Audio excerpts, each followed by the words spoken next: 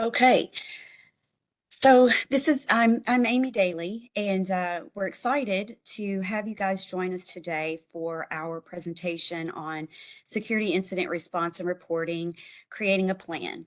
Um, you may or may not know, I work for Kentucky REC.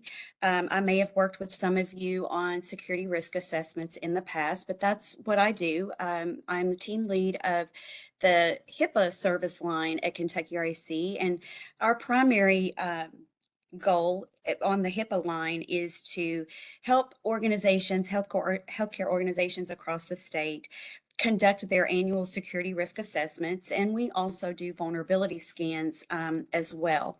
But as you know, as part of the HIPAA security rule, you as a covered entity are required to conduct security risk assessments. Before I go any further, I will just point out that as with all of our webinars, we like to point out that this is meant for educational and training purposes only.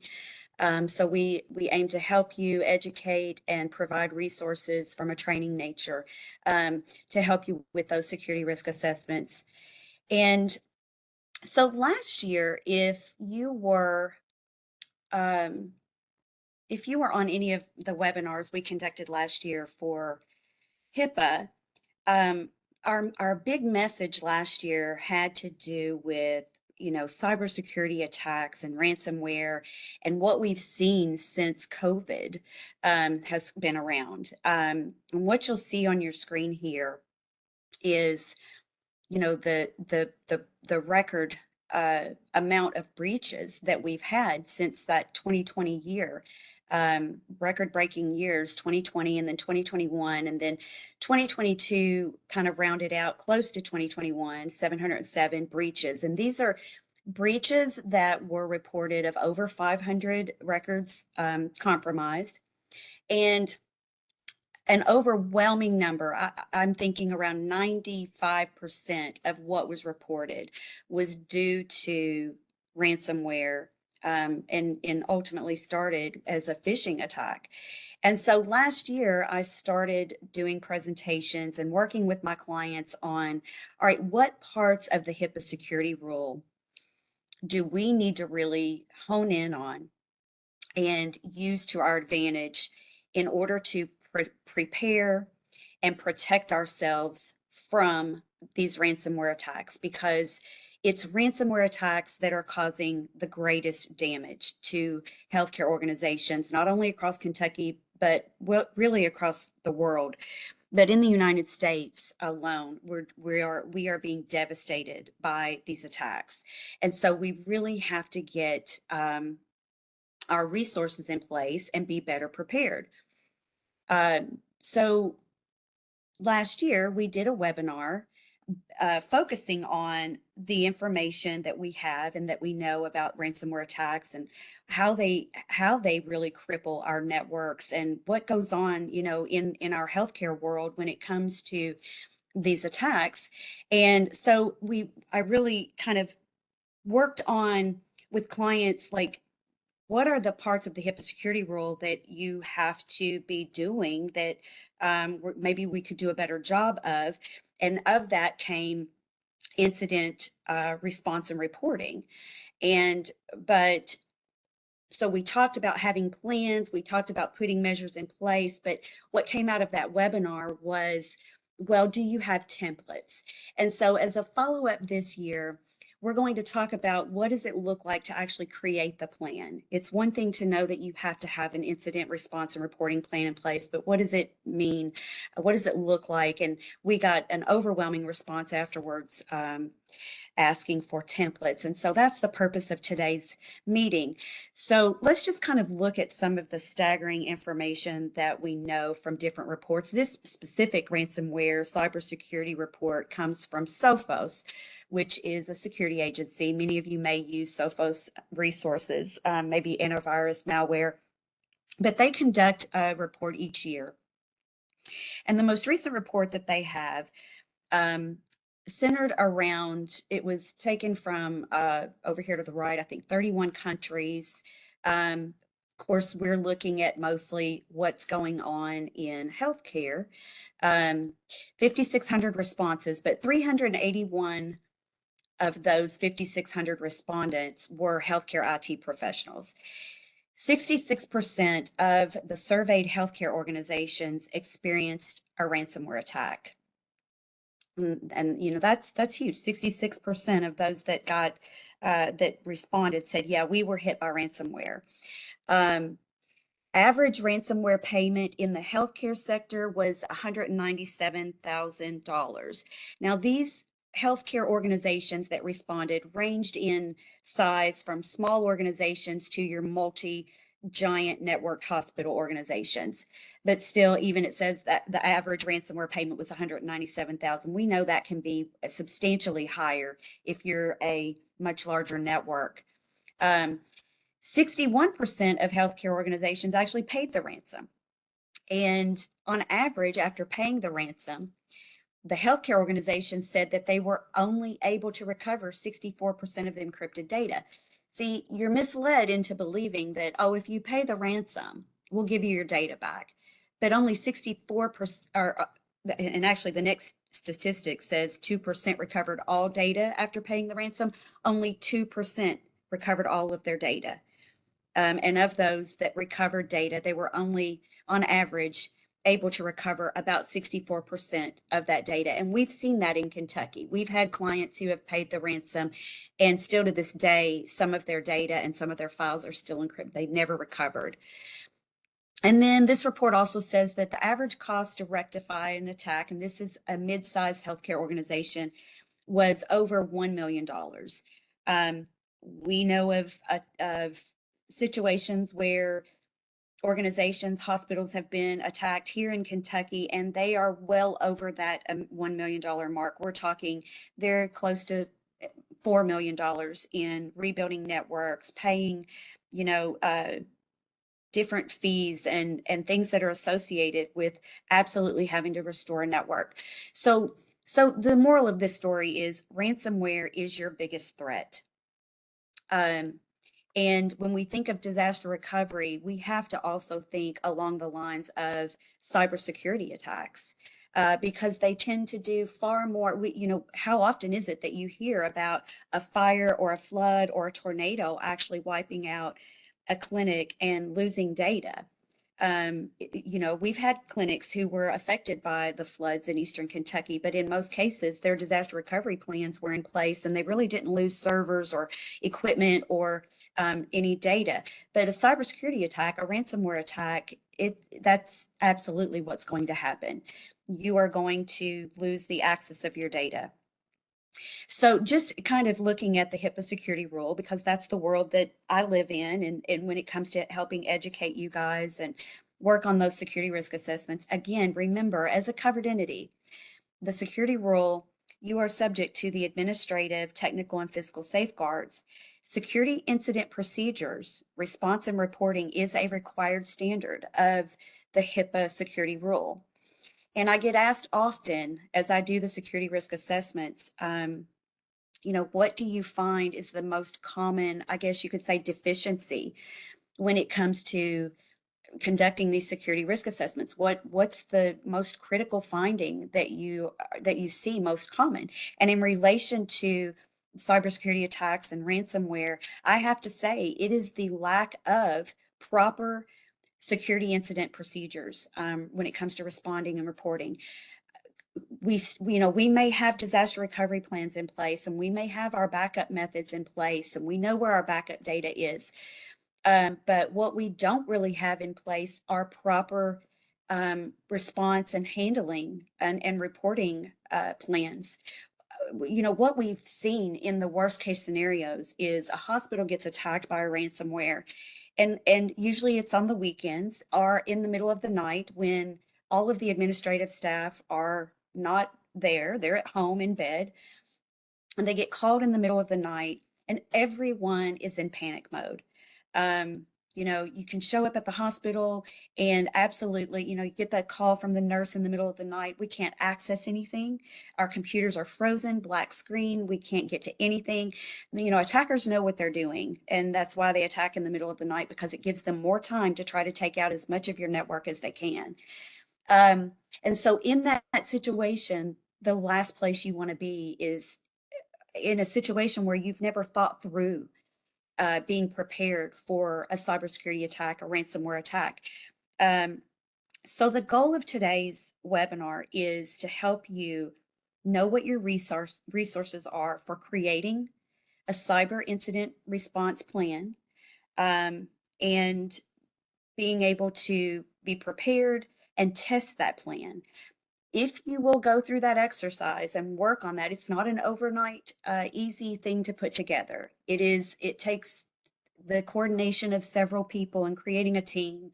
But if you will go through the procedures of creating your policy for your response and reporting, and creating a plan that's very procedural in nature, and testing that plan, I can promise you that even though you will still be in a state of panic if the worst case scenario with a ransomware attack happens, you will quickly come to realize, look, we've tested this, we've been through exercises with this.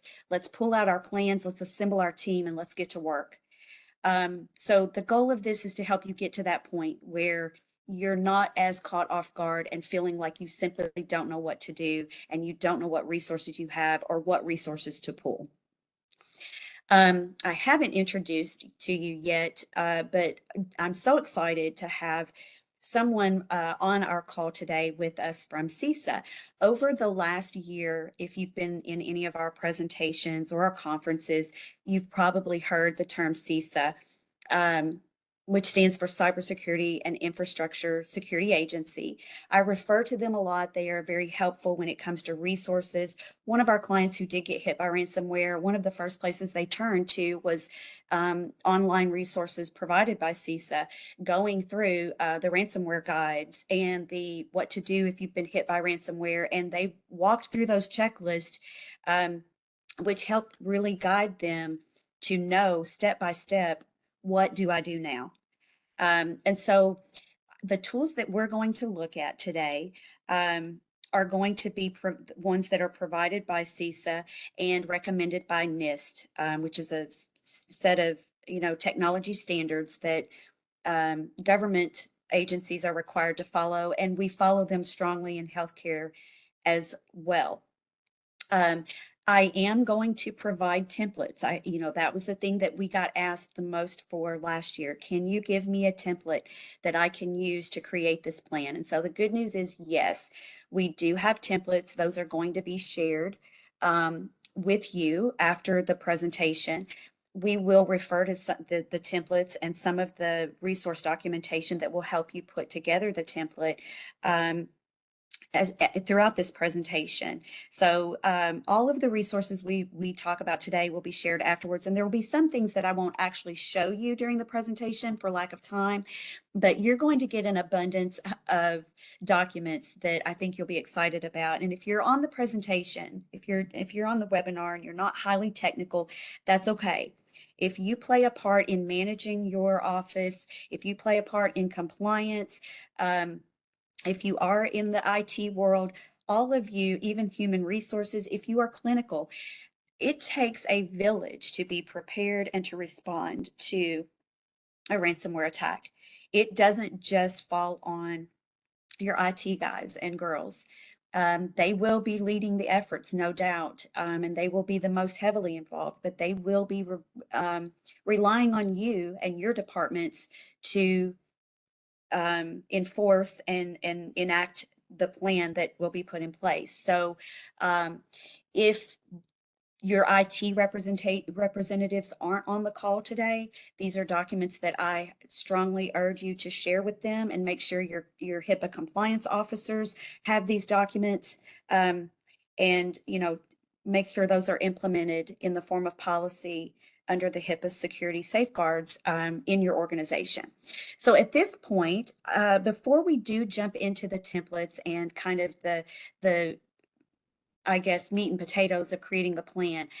Because I talk so much and rely and refer to CISA so much, I want to take this opportunity to introduce you to Ryan Lewis, who is the Region 4 representative for Kentucky, which is Kentucky.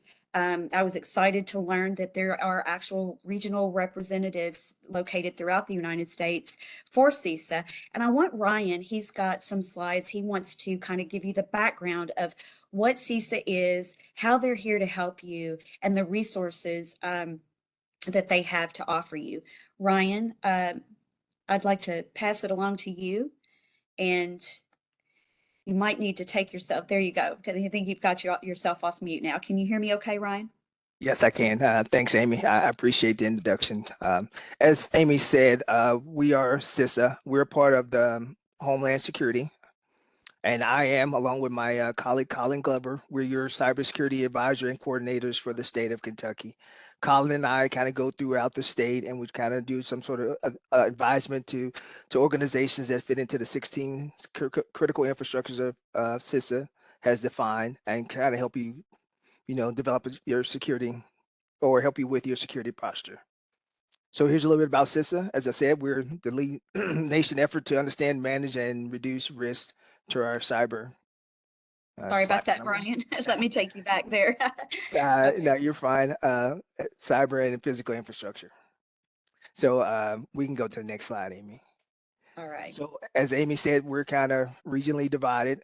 Region 4 covers the lower half of the state, and there's actually 10 regions, and it's kind of developed out the FEMA model. So we're all separated with throughout the United States, and there's a couple in each state. So as I said, Colin Glover and myself, we kind of handle all the the state of Kentucky. And here's this slide depicts the 16 critical infrastructures for CISA.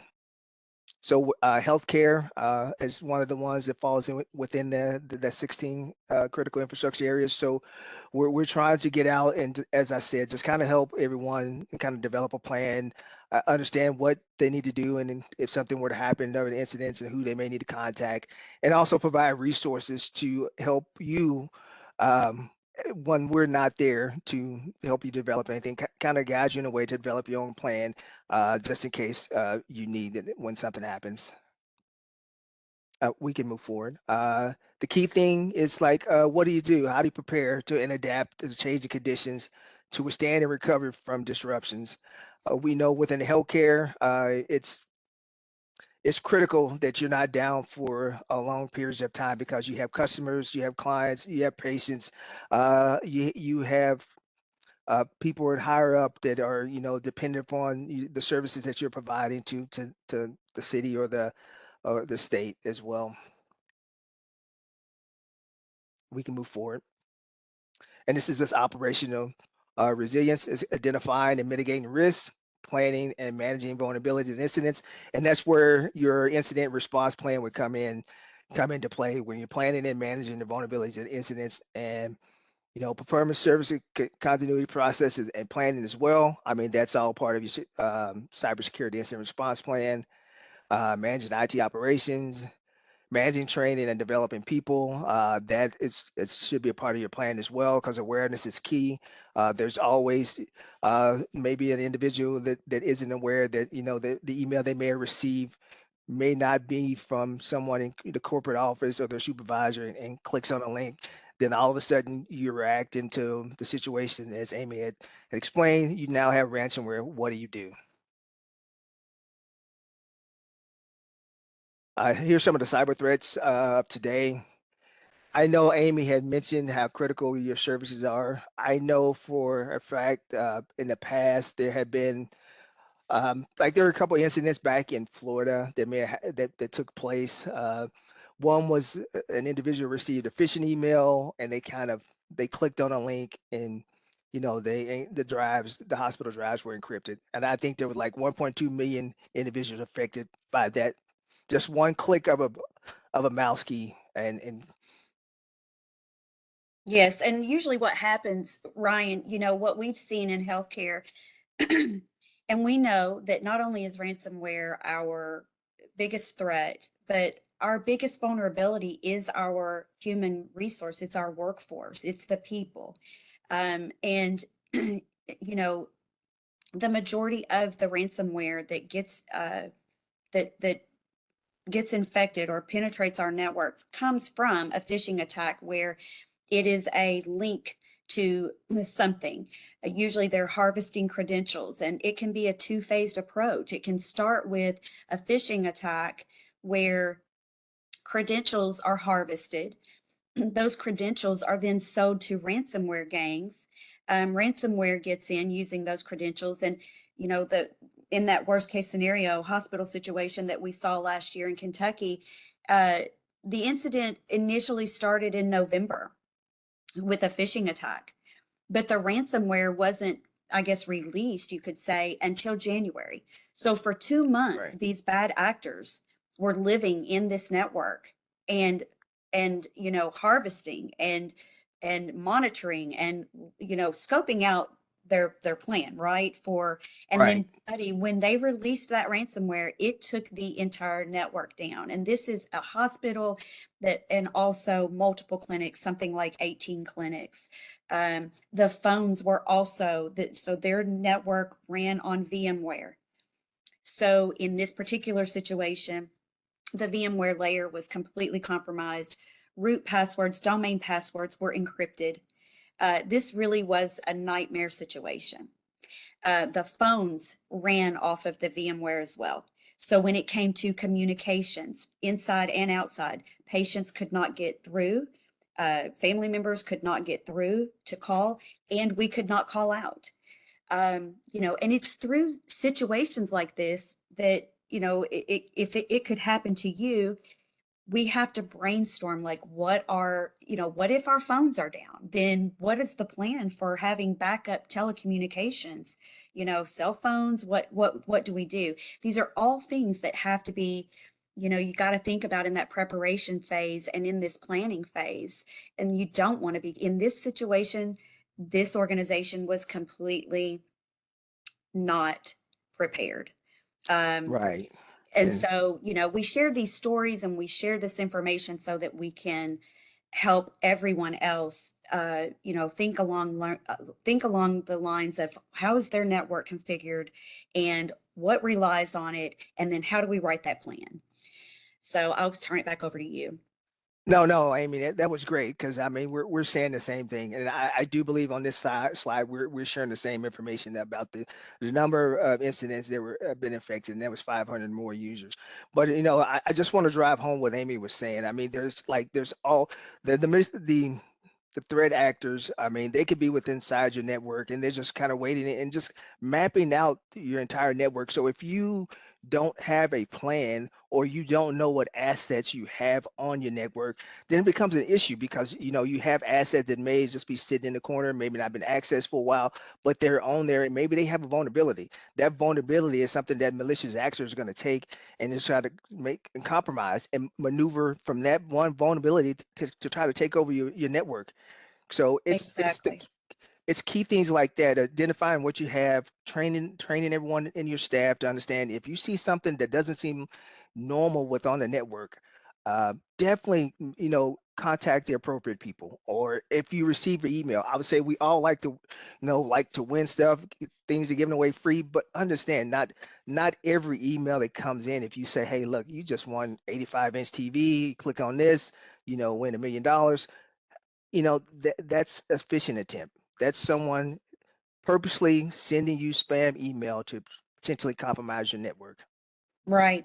And one of the biggest components of the HIPAA security rule as well is the security awareness and training uh, plan and policy. So that ties into, it all ties into being prepared. One of the things I've been really working with organizations over the past couple years is, as it relates to these ransomware attacks and cybersecurity attacks, have you updated your training program to include what phishing looks like, what to do, how to report it? A big part of the security incident procedures is the reporting phase. And that doesn't just mean reporting if you've got an incident to HHS, that means reporting um, within your own structure, your own in-house. reporting. So if someone identifies an incident like that, who do they report it to? And then where does it go from there?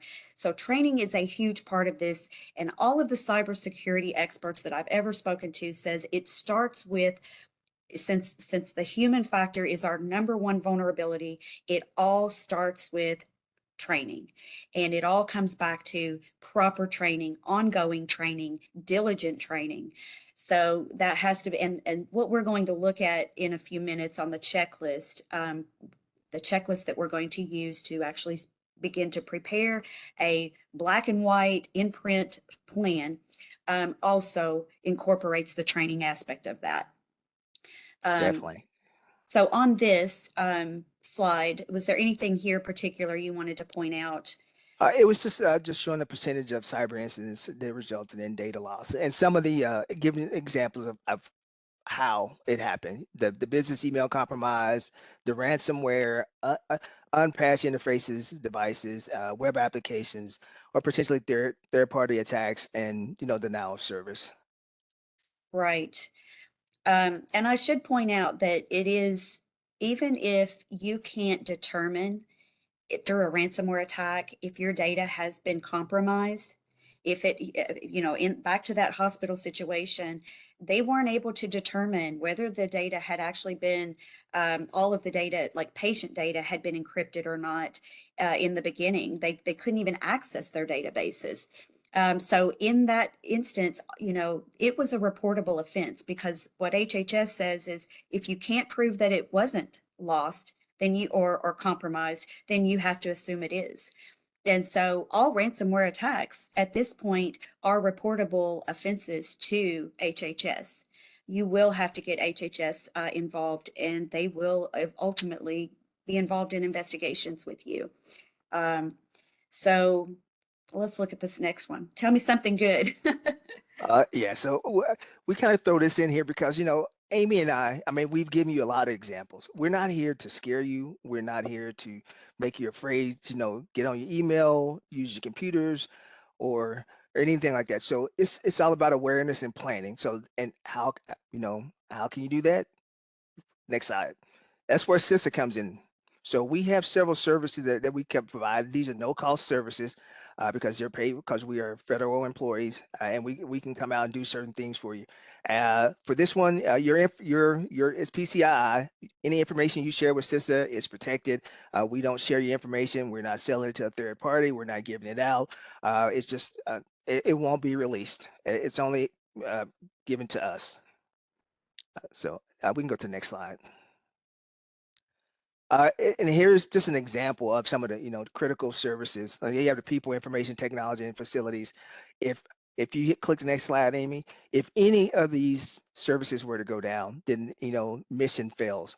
And the services you guys are providing with the healthcare is a critical service for everyone because, as Amy said, the one hospital phones were down, so you have loved ones trying to call back and find out what's going on, services aren't being rendered, and things like that. And it's important to make sure that we prevent that from happening.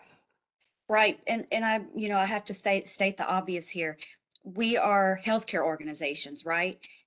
The mission of our business is to treat patients, and to see patients, treat patients, diagnose patients, keep patients alive, right? And so we rely on technology to do our jobs. And in the case of ransomware, again, worst case scenario, if your entire technological platform is wiped out, you still have patients in that hospital that you're trying to keep alive, that you are trying to prescribe medications to. Even if it's a clinic, how do you prescribe medications? How can the doctor prescribe a medication to a patient without doing the cross check, like the interaction, drug to drug and drug allergy interaction? They don't want to prescribe medications if they can't see what the current medication list is for a patient, and they can't see it if their computer's down. So mission critical is we've still got to see patients. We still have to, we have standard operations that must be, we can't just shut the hospital doors or the clinic doors in most cases. And so Part of that plan is those emergency mode operations. And you should have a policy in place for that, but you have to think along the lines of, it's not just a fire. It is, or a tornado. We also have to think along the lines of, we have no computer access and we may not have it for weeks. And in some cases, it's been months. Like those are the nightmare situations, and we don't want that to happen to you. So yes, it can lead to mission failure for sure. And I will say that recently there have been a couple that I know of documented cases of death related to a ransomware attack. Colin actually shared that with me, which is the ultimately most scary situation. I've gone ahead and next slide for you, Ryan. All right, thanks, Amy. So here's some of the services CISA provides. I mean, we have a set of assessments we can conduct. We can come out to your organizations, or we can do these virtually, depending on how you like to set it up. These are the CRR, the External Dependency Management, and the CIS Cyber Infrastructure Survey are just a few of the assessments we can utilize to assess your security posture. And we do that with the CSET tool, which is listed below. The CSET tool is available to download from the CISA's GitHub site. I mean, you can download this yourself and kind of step through some of the questions that are there for one of these assessments, and you kind of look at your own security posture. But however, if you need assistance with that, Colin and I are here to help you as well. There's also tabletop exercises, and whereas we have a national team that will come out and they'll set up a tabletop exercise for you. Colin and I can do the same thing. There are tabletop examples on CISA's website as well. So if you wanted to go out, take a look at one of those, download it, or have Colin and I come out, or talk to you, set up a call, and we can talk to it and help you develop some sort of tabletop exercise for your organization. Uh, we're also, I know Amy said she's doing vulnerability scanning, but CISA also offers a vulnerability scan. Our scans are outside your network, just kind of scanning for any open ports or any vulnerabilities might be on devices that are within your boundary, but on the outside of your main network. So that would be an external scan. Yes, external Yes. scan, correct. Yeah. Not And I think ours focuses on internal scans as well. So um, that's good to know. And with periodic assessments, you always know where you stand and what you're doing. As it says, you can't protect what you don't know what needs protection. So always check in to see if anything is new you putting on your network, and just kind of make sure everything stays compliant, and addressing any type of vulnerabilities that may be affecting Right. those systems. And I'll add to this, this looks a lot like those ongoing, this can be done through those ongoing security risk assessments that we do and that you should be doing. Part of the preparation phase, when you read through the documentation I'm going to send you, one of the key aspects of the preparation phase is conducting those security risk assessments. Um, I will tell you that I've had a client tell me before that went through a ransomware attack. Um, he told me, he said, Amy, you know, I went through and reviewed the previous 3 SRAs that you've conducted for us in the past 3 years. And he was fairly new to this job. He had replaced an IT director there. And he said, we have not put in place any of the recommendations that your reports gave to us.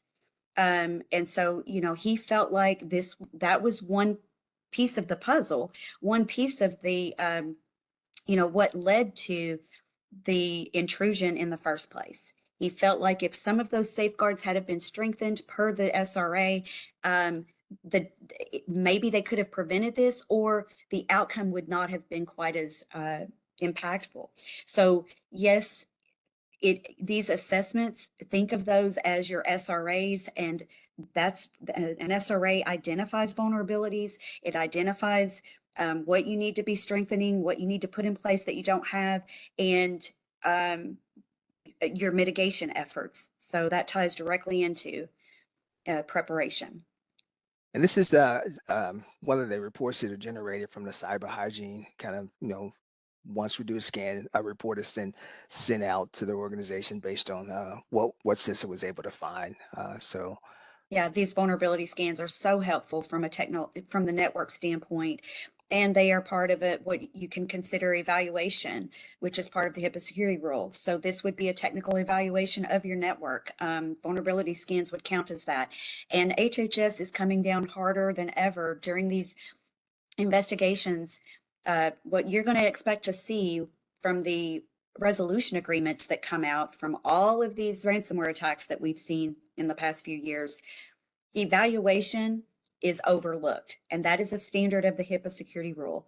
You must perform periodic technical and non-technical evaluations of the posture of your network, and the security of your entire organization. So vulnerability scans are one way to conduct those evaluations. So this is the information sharing opportunities. So the key thing with any plan is being able to get those vulnerability reports or the assessments, or I think it may refer to as being OPSEC, things to look out for within your network, and there are vulnerabilities that may be coming in. So MSISEC, they provide a wide range of services that it can, they send out notifications, what things that are going on within, I guess, malicious actors. There's also the known vulnerability list that you can get from CISA. You can see the ones that we've identified that may have been maybe high or critical, and just kind of bounce those off your security assessments of your network to see which one of those vulnerabilities you may need to assess, then mitigate that vulnerability to prevent any type of compromise. Yeah, and that's especially helpful information for those of you who are IT directors, CISOs, your CIOs. That's highly technical, but it is a very good resource to uh, consult on a periodic basis. And another thing you can do is you can subscribe to uh, the listserv from CISA. They usually, in those emails that they send out periodically, will point out any recent ransomware attacks. They'll call them by name. So yeah, I think the resources are great that you guys offer. Go ahead. All right. Thanks, Amy. So the incident reporting, by all means, I mean, of course, we love for everyone to report incidents to us, but when you develop your cybersecurity plan, your first thing would be to notify the individuals on your plan who should be notified first. As always, since we won't share your information, but the notification process, yes, you can notify us at one of these listed numbers or URLs to provide us with the information just for our situation awareness, as well as the FBI. They have their Watch, and they have IC3 as well, that you can utilize as a way of notifying that, hey, look, we've been hit with this, and see if there's any type of assistance that can be provided. I would like to also point out that since we do not have a forensics team. We're just kind of here to, if you want us to assist in developing a plan to prevent this from happening, or maybe getting you on certain lists so you can get the information of those vulnerabilities ahead of time to prevent any type of compromise of your network. And Ryan, I'm going to stop here just a second. I was just checking the chat, and first of all, yes, the webinar today is being recorded, so everyone that has registered and or attended, you'll get this recording and all of the documentation. The second question here is really good. Because we do at Kentucky RC, we work with so many of our smaller to mid-size organizations. And so Anthony says, while he appreciates that we're bringing awareness, most of the information seems to be geared toward the larger institutions with a large patient database. Are solo independent physicians, especially those that utilize cloud-based EMR programs, under the same type of threats, or are they different? I'm going to kind of give my take on this, and then Ryan, I'd like for you to kind of follow up with what I say, with anything you want to add. But it really is, Anthony. It's going to be dependent on how your computer network is set up.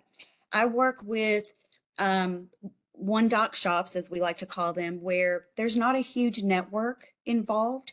There might be a few standalone computers, maybe a laptop, but they are still, and they may use an EHR that is cloud-based. Maybe you have ECW, and so your patient database resides in the cloud and it's not on site. Your EHR server isn't on site. hopefully that provides a layer of protection for you, right? But if your other computers are part of, say, a network, do you use Active Directory? Are you attached to the internet?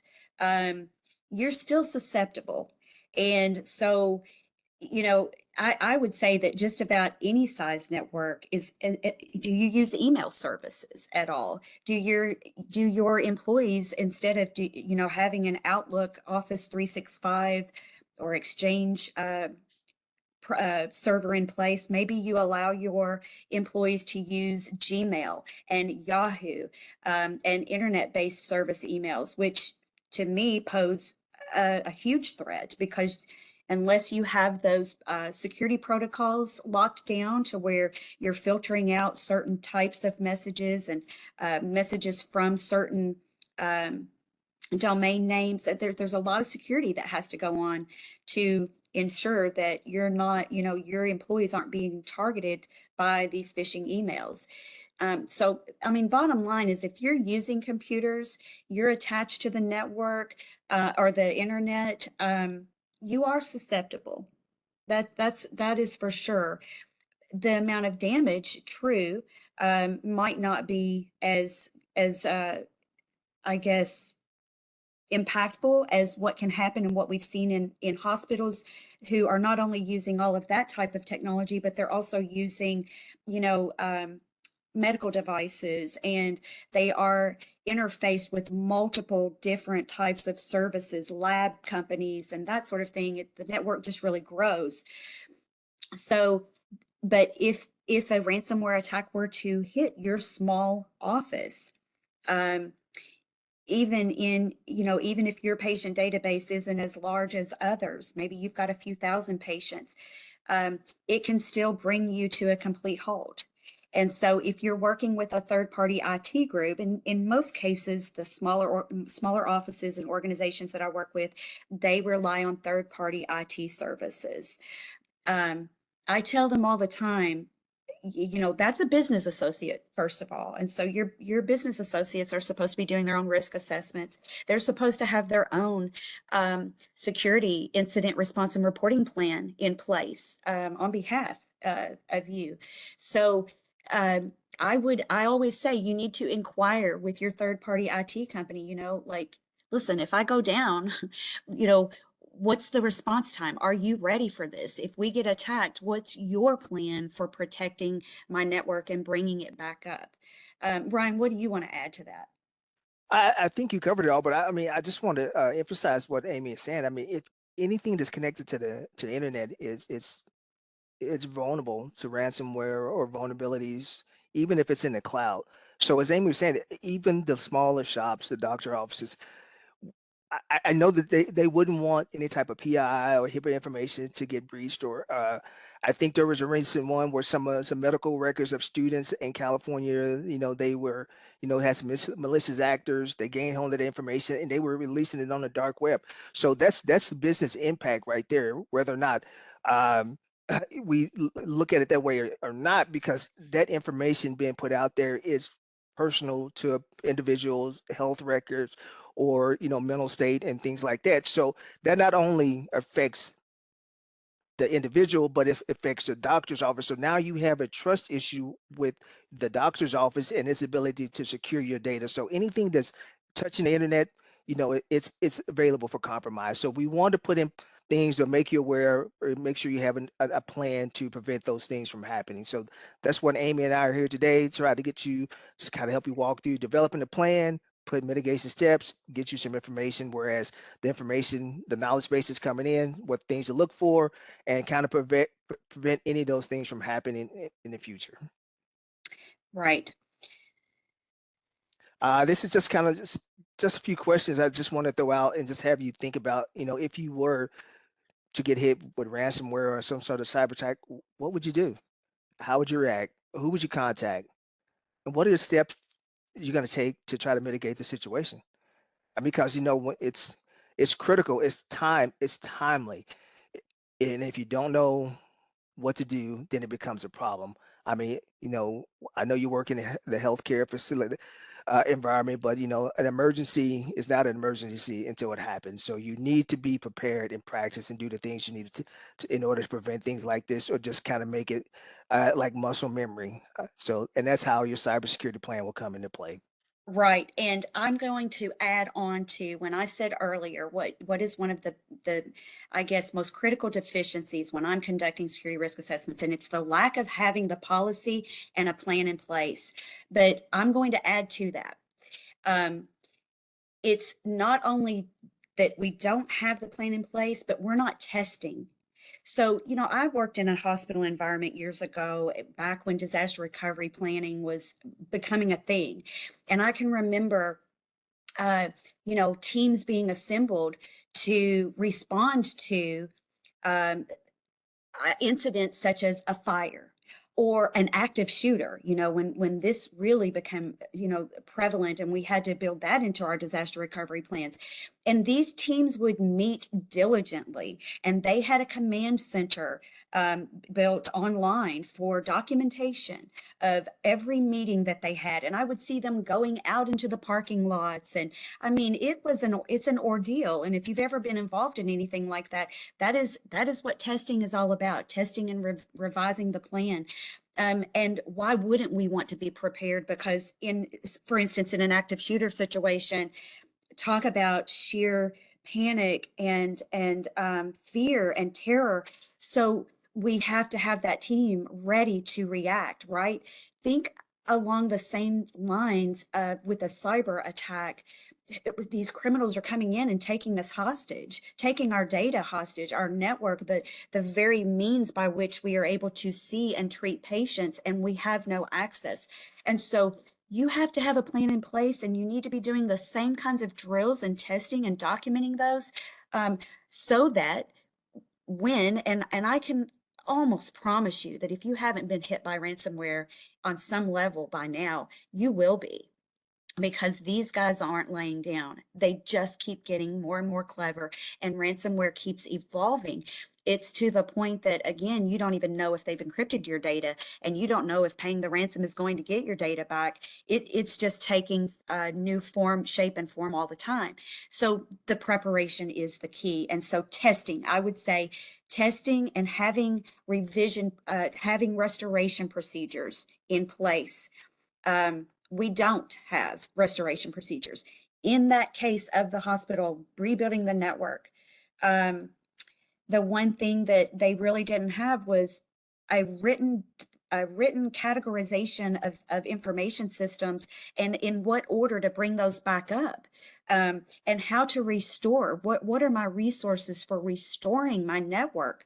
Where are my licensed copies of all of my operating systems and my service level agreements for the resources that I have? And where are my, a big thing is, if your backups reside on your network, you may have great backups, right? But what if your backups get compromised and get encrypted, or and they're not clean versions? And so what's your plan for having clean backups segregated away from your network? And it's not just the backup of your database for your EHR. You can't even get to your EHR if you can't get into your network. That initial Windows login and logging, getting into the computer to begin with. What good is it going to do you to be able to get to your EHR if you can't even gain access to your computer? And so your IT people know that we have to have restoration procedures that go from ground up, and all the way from, do we have internet access? Well, first of all, do we have power? Do we have internet access? Two things that computers rely on to begin with. And then from there, is the operating system loaded? And then from there, what's the next critical service that we've got to have access to? These are things that are not happening. And this is why um, ransomware is killing us I shouldn't say that. I should say it's just really hurting us in healthcare, because we don't have those plans in place. We have not tested that. We've never put ourselves through a situation where we have to rebuild or restore from ground up. You need a testing environment. So let's look at, you can tell I can go on and on. So contact information, Ryan, you mentioned. Go ahead. Right. This is our contact information. Sean McCorsky is our supervisor. However, if you need to reach Colin or myself, you can utilize this information here that's on the screen. And Amy will share that out with everyone. As I Yes, said, this will be we're here to shared. help. Absolutely, and I appreciate all of that information. And I'm already getting chats that they really do. They think that's great information you've shared with them. And so, what I want to do this last 10 minutes, when you think about creating a plan, we're going to use the NIST incident handling process. And you can Google and you can find so much information about this process. But what I want to see when I'm coming out and doing your security risk assessment this year, and I've already told my clients that I worked with last year that I'm expecting to see that plan put in place. Like I want you to hand me, either it's in the form of a policy or just, I want a document that tells me that you're as ready as you can be, or you have a plan in place for when it comes to responding to ransomware. And I keep saying ransomware because to date, that's been the one thing that has caused the most damage. There are several types of cybersecurity incidents. A phishing attack alone is a cybersecurity incident, and it can Right. cause some damage. Um, but usually, it's going to be easier to recover from a phishing attack than it is from a full-blown ransomware attack. Wouldn't you agree, Ryan? Yes. So, in what Amy is trying to express to everyone, it's like when you're developing your plan, there's certain things within the plan that you can identify for each type of event. The most critical one that we've seen today is the ransomware, and it's kind of kind of taken over because it's a for-profit service. They're literally doing this to gain money to fund other operations, or maybe even if it's a malicious actor outside the United States, they're funding their country, maybe more services like that. So these type of services, they're getting paid. So in your plan, if you're identifying everything you have on your network and being prepared for certain situations that may occur, then it makes it easier to mitigate and go through the steps to potentially prevent the spread of the ransomware. So preparation, as you said, it's key. It's one of the things that you have to look at in order to ensure that you have everything documented. Like she said, the contracts, your SLA, your critical devices. What do we want to bring up first? Who do we want to contact? Um, all those things come Absolutely. into play. Yes. And so what I want to do, because, we've got just a few minutes left. And while I bring up, so this is one of the documents I'm going to send you, and this is a CISA document. I love this document. It just goes through what you saw on that first slide: preparation, and then detection and analysis, and then containment, eradication, recovery, and then follow up. That's how I want you to, those are along the lines. That's the methodology I want you to use when you create a plan. So this document, which is called, um, the playbook, the cybersecurity, I'll get it up here in just a minute. It's a lengthy document, but such good information. Cybersecurity incident and vulnerability response playbooks. All right. So this document will break down each one of those phases. Preparation being first. They have appendices here at the end with checklists that I want to show you that I believe it would be great to use when it comes to actually building out your document, your actual security plan. So starting with the preparation. So my recommendation is you take these checklists that are at the end of, I mean, I want you to read the whole document. The whole document will expand upon each phase: preparation, eradication, containment. And each phase, if you find yourself in an incident where you're trying to recover from ransomware, it is important to follow each phase and don't move on to the next phase until one phase is completed. So in the beginning, you are detecting and you're analyzing, and there's a certain amount of documentation that your team is going to put together for that. Um, and when you're testing these plans, same thing. You want to document the outcomes. So preparation is the first key. Preparation begins before you ever even have an attack. The theme of mine and or not Colin, but Ryan's presentation today is prepare, prepare, prepare. You have to prepare. So this checklist will walk you through what do you need to be thinking about? What kind of documentation should you pull together? Policies and procedures. As covered entities, you should all already have HIPAA security policies. So you should have an incident response plan where with procedures. Okay, that's what we're creating. You know, have you designated your team, your cyber incident response team? Who are your third party resources? Instrumentation, for instance. What mechanisms, what monitoring capabilities do you have for your network?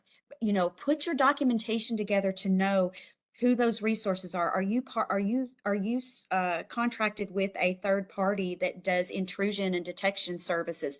Who are they, and what will they provide for you if you have to call on them if during a ransomware attack? Training, as you see during step 3, train, train, train. You cannot train enough. There are lots of resources out there, but you need to document that training.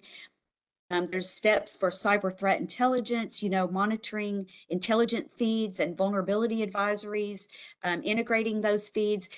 These checklists, if you will work together after you've created your team, there will be IT might be responsible for some of these checklist items. Compliance might be responsible for some of these checklist items. But as a team, you should work together to go through this checklist, compile the documentation, and then I'm going to show you a blank document that you can use, a couple different formula or forms of those that you can use to fill in the blanks and put your policy and your plan together. But these checklists just really cover, they're very detailed for how to get prepared. And then, so that's the preparation checklist. Next, you would look at there's so much information in this that I'm not navigating fast enough. But the next phase would be the detection and analysis phase. So what does that look like? What, you know, what you don't want to be caught in the middle of a ransomware attack and then looking at these checklists. You've got to spend some time going through these checklists. That's part of the preparation phase, and exercising your brain to be prepared, right? And so, like, we're going to perform an initial categorization of the incident. We're going to designate agency incident coordination lead. We're going to notify CISA if we need to, or do we need to notify the FBI? Do we need to notify HHS just yet? You know, you need to be intimately familiar with the HHS breach reporting and notification rule. You have 60 days basically. Right. Um, Hey, Amy, so may I cut in? yes, yes, Hey, so what I wanted to point out, even with the text and analysis, one of the things with preparation is establishing a baseline. So once you establish your baseline of what's normal operations for your organization, that's when you're in the detection and analysis phase, you will be able to see if there's any type of anomalies that's going on within the networks, because you know this is your baseline level of what the services and things are being that are taking place. So anything that happens outside of that baseline, it may be something that's be worth investigating or looking into, because it's outside the norm. right, exactly. And I love these steps because these steps are very specific.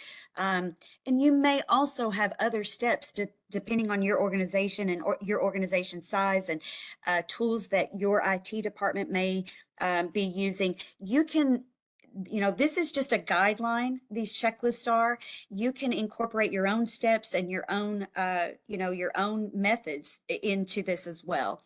You know, the containment checklist, again, great information here, great exercise activities for you to go through in order to put your plan together. I never intended on reading through each one of these because I'm going to share this out, this document, and then eradication and recovery. So the checklist really follows suit with that 4-step process for the incident response handling process, right? And the reporting and the incident security incident response and reporting standard of the HIPAA Security Rule. So this document will be shared, and then I'll show you just real quick before we wrap up a couple of, you know, speaking of policies, you are supposed to have an incident response plan policy. And so let me share.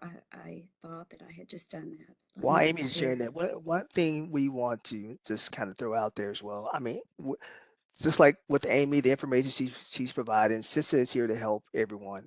Like I said, Colin and I, we're your advisors and coordinators for the state of Kentucky. So if once you have your plan in place, If you want to do some sort of tabletop, or you want some other provide any type of more information on some of the services that we may be providing, please just reach out. We'll reach out. We'll provide you the information, and we'll just kind of prepare you if and when something were to happen, so you're better prepared to kind of just mitigate the situation. And I love the tabletop exercise. I want to briefly tell you guys a little bit about that. And I want to encourage you to, once you start to put this plan together, or even once you've got the plan, I think you need to have a plan in place. I encourage you to reach out to um, Ryan or Colin and see. But I had a client who did this, and I'm going to show you a picture back in the fall, and just nothing but great feedback, because they brought in their key leadership teams, even their CEO team members, key leadership team members, and to the table, and they went through an exercise of a ransomware attack and how it evolved throughout a 60-day process, and what are the steps that we had to take as the CIRT, the response team. What do we need to be addressing along the way? There was really nothing technical about it. It was a 1-hour exercise, but just the awareness that it brought to the chief nursing officer, who doesn't live in the technical world every day, and the CEO, same thing, and the other people that were at the table, the awareness that counts for training, that counts for testing, that counts for evaluation. There's so many things that you're doing that are good, just by doing those tabletop exercises. Back to this document. This is the policy. So again, I until last year, I did not have a lot of clients who really had a cyber incident response plan, or just a security incident response plan. And you'll see when I send this document to you, this really follows along with that methodology of preparation and identification, containment, eradication. And then it goes into very specific information about what you can do to be prepared, to identify, to eradicate. These documents I'm going to send to you, use them jointly, and then come up with which document do you want to use as your blueprint. But if you read through each one provides additional information about each one of these steps in this handling, in this reporting process, and for creating a plan. So I will share one more thing, and then we'll go. And again, I will wrap all of these into a nice little email and share those out with you. But when it comes to that tabletop exercise, I want to show you. Let's see. Oh goodness, I'll have to step through. I have extra information in these slides, and they'll be in there, but this was the exercise, a photo of the exercise that we did back in September. Right there in the orange sweater, she was the CEO. Over in the corner with the blue jacket on and the blue, that's Colin. And then next to him was the IT director. This was just a great exercise. They had the incident plan right there that we walked through, and then we had a PowerPoint slide presentation together that actually laid out the incident step by step. On day 3, this is what happened. On day 6, and for each step of that, we as the team, or they as the team, had to figure out, okay, what do we do now at this point in the process? How do we handle this? It's a great exercise, so I encourage you to get with them on tabletop exercises. I will go through chat and check for questions, but you are welcome to email me or reach out to anyone on the REC team for questions about today's presentation. I have a list of everyone that was registered and everyone that participated. You will get the recording and the documents by tomorrow. We'll have to let the recording compile. I appreciate everyone stopping in today, listening to the presentation. I appreciate the feedback, and I hope all of you have a wonderful afternoon. And we look forward to seeing you again soon on our next webinar. We don't have that scheduled yet, but when we do, we will be sure to share that out. Thanks to everyone. And Ryan, I can't thank you enough for joining me today. You've been extremely helpful. Thanks, Amy. We appreciate for you allowing us to participate. Absolutely. Have a great afternoon, everyone.